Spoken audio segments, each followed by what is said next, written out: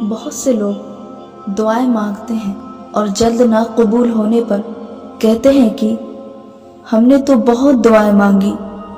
مگر قبول نہیں ہوئی، ہم نے تو اللہ سے گریہ وزاری کے ساتھ رو رو کر دعائیں مانگی مگر پھر بھی قبول نہیں ہوئی، اپنے رب سے مانگتا رہا مگر میری اس نے نہیں سنی۔ تو سن لو، تمہارا رب خود اپنی کتاب قرآن کریم میں کہتا ہے کہ لا تقنطوا من رحمت اللہ، اے میرے بندے تو میری رحمت سے مایوس نہ ہو، غم نہ کر، میں تمہارے ساتھ ہوں۔ میرا رب فرماتا ہے میں اپنے کسی بندے کی دعا کو رد نہیں کرتا، میں اپنے ہر بندے کی دعا قبول کرتا ہوں۔ بس کچھ چیزیں جو ہم اللہ سے مانگتے ہیں وہ ہمارے نظر میں تو اچھی ہوتی ہیں مگر اللہ تو آگے کے حالات کو بھی جانتا ہے،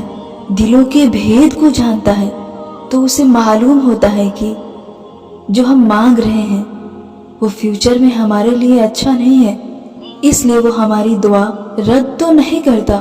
بلکہ اس دعا کے بدلے اس سے بہتر کوئی چیز دے دیتا ہے، مگر ہمیں سمجھ میں نہیں آتا۔ اللہ تعالیٰ کچھ دعاؤں کو ہمارے لیے آخرت میں ذخیرہ کے طور پر رکھ دیتا ہے، تو جب تم دعا مانگو، مانگتے جاؤ اور نہ ملے تو رب کے حوالے کر دو کہ لو میرے سچے دوست، میرے پروردگار، میں نے اپنا معاملہ تیرے حوالے کر دیا، اب تو جو چاہے کر لے، تیری نظر میں میرے لیے جو بہتر ہوگا،